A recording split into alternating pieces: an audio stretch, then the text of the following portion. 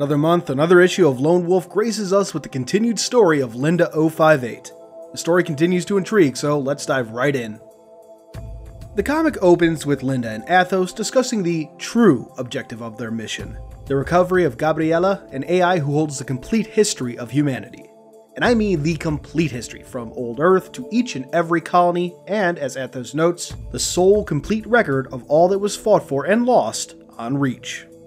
Linda's reaction is probably the closest to upset that we've seen from her, questioning the importance of Gabriella over the lives of the survivors, and asking Athos if there are any other hidden directives. To his credit, Athos does seem sincere when he says no, and in a callback to issue 1, asks Linda if she'd like to lodge a complaint. From there, Linda resolves to finish the mission by starting with seeing what it is that Chen discovered, though not before correcting Athos on one point. What they fought for on Reach was each other. So wow, few things to address right off the bat here. First, Gabriella. My buddies Harspus and the Eld, and probably others, correctly theorized that Gabriella would be the AI after the last issue. In case anyone doesn't recall, Gabriella is the AI that will act as caretaker and guide for Outpost Discovery. Her having a complete history of humanity makes her perfect for such a role, but I digress. Second is Linda's reaction to all this. I feel like, and I feel it's kind of obvious, she's keeping her true emotions hidden, playing them close to the chest, as it were. But more than that, I can't help but connect her reaction to prioritizing Gabriella over the survivors to the events of Halo Collateral Damage, where Blue Team were forced to abandon a group of insurrectionists after promising to save them. While that series primarily focused on John and his reaction, I have no doubt it left an impact on the rest of Blue Team as well. Linda's characterization has been sparse over the years, to say the least, so it's nice to see how she reacts to situations when she's on her own. After this comic is done, I really hope we get to see more of her. Moving on, we find Shell talking to Chen, who reveals he knows that she didn't destroy Linda's ship. Shell also realizes that whatever Chen is working on, it isn't a nav unit. Meanwhile, the Covenant forces prepare for a final assault. Though originally ordered to interrogate the humans, the officer doesn't believe it will return anything useful if it returns anything at all, vying instead to wipe them out and study their records and equipment later. Back at the camp, things are getting heated as Shell tries to get everyone to see Chen for the lying piece of shit that he is. She takes down two men holding her back and levels a pistol at Chen's head. And surprisingly, Davidson takes Shell's side. Good to see some people are thinking independently. Before things escalate further, however, Linda jumps in, quickly confiscating everyone's weapons. She then offers to fix or restore the old nav unit if Chen can take her to it. Chen, of course, notes that it's hours away, but being a Spartan, Linda can have that time. The two then set out while the rest of the survivors begin moving supplies to their new build ship. Up cliff sides and down ice walls, Linda and Chen make their way to the crash site of the Promise of Dawn. All the while, Athos notes that this could easily be a trap. And of course, we get more witty banter between him and Linda. The two have some great chemistry together that I'd love to see more of someday. Anyway, on the way, Chen also talks about how he'd go climbing as a kid and asks Linda about her childhood. Oddly, she seems to openly acknowledge that she was a child soldier in front of Chen, and Chen seems to know that Spartans, quote, start early. Now, I can understand Chen knowing the truth, or a version of the truth, about Spartans. He's former Oni. Regardless of clearance level, it's entirely likely, entirely probable even, that he would hear rumors at the very least, especially being stationed on Reach. What strikes me as odd though is Linda being somewhat open about her past.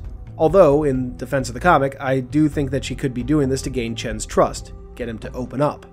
But anyway, the conversation continues as Chen notes his disillusion with the UNSC and questions whether Linda is able to make a real choice as a result of her upbringing. Linda notes that following orders is the foundation of the UNSC, Chen in response bringing up the brick-by-brick destruction of the Bastille prison during the French Revolution so that it couldn't be used against the people ever again. Chen brings this point around to tearing down the UNSC to its foundation and, again, asking if Linda is even capable of making her own decisions. There's a bit of irony in Chen's questioning considering that, throughout this series, Linda has regularly been making her own decisions, often to the chagrin of Athos. As they continue, Chen almost steps on a mine but is saved at the last minute by Linda. And just as Covenant forces appear over the horizon, the two come across the crashed Promise of Dawn. Chen shows Linda where she can access the nav unit, but as Linda is placing Athos, hoping that he can revive Gabriella, the ship shifts, pinning Linda's arm. The comic implies that Chen did this, but at least to me, it's not all that clear how. The ship is earlier depicted as if it were being held up by struts or something, and maybe Chen had some way to remove them, maybe by remote control, but I'm really not sure what happened. Anyway though, as Linda frees herself, Chen deploys a pair of turrets, straight out of Halo Reach, and offers Linda a final choice: die on the mountain or join his new foundation. And that brings the issue to a close. A lot happened here as the plot really got into full swing. The discussion between Chen and Linda is very insightful, as we not only see that Chen may have already accessed some of Gabriella's information, but we also get a reason, though I suspect not the true reason, why he doesn't trust the UNSC to have humanity's best interests anymore. He doesn't come across as the insurrectionist type though, so I suspect his reasoning is something more than just decentralization. The next issue, I hope, may address this. We also learn that no one is yet aware of Athos. Interestingly, when Linda frees her hand from under the Promise, she isn't holding Athos's chip. I suspect that before freeing herself, she managed to plug his chip into the Promise, and that this will play a role in how she's ultimately able to deal with the turrets currently pointed at her. Ultimately though, the final question is whether Linda will pull the trigger on Chen at the end of the comic, which I really hope she will.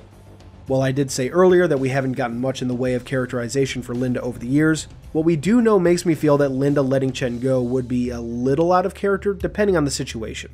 Through these comics, we've had brief flashbacks to Linda's pre-Spartan childhood, and we have seen Chen with a baby at least a couple times. Maybe some sympathy for a child needing a parent will play a role or something. Either that or she's going to be forced to choose between killing Chen and rescuing the survivors. The latter seems more likely at this point, especially given the next issue's description. In her final confrontation with the rogue scientist Dr. Chen, Spartan Linda 058 and her AI companion find themselves in a race against time to end the threat posed by the disenfranchised doctor and evacuate the endangered civilian settlement before Covenant forces overwhelm them all. So yeah, Linda may have to make a choice. We'll see in a month's time. April can't come soon enough. But those are my thoughts. What are yours? Let me know in the comments below.